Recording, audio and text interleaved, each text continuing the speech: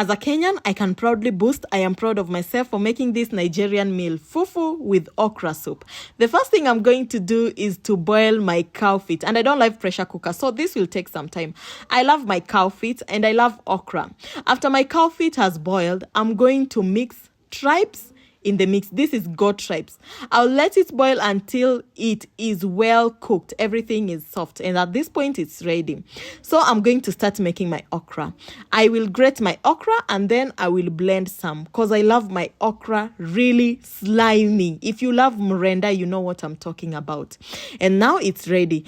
In another pot, I'm going to add palm oil with roughly chopped onions, and then in another pot, I'm going to add my okra with a little bit of water and let it cook, not too much so that it doesn't become less slimy.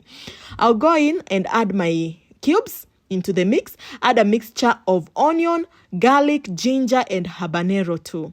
Everything was blended. Then I'll add 2 tomatoes and eggplants.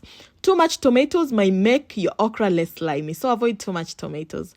I'll add my meat into the mix, bay leaves and some cumin powder, and mix well, and my meat is ready. At this point, I'm going to introduce my okra. See how slimy it is. If you are a yakish person, please don't comment. It's time to make fufu. I'm using cassava with banana.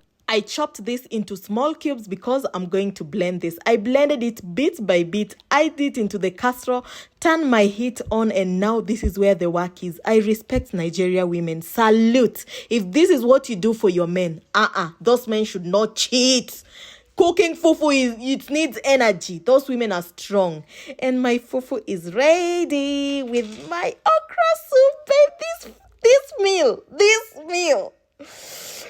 I will be forgetting ugali very soon. This meal slapped.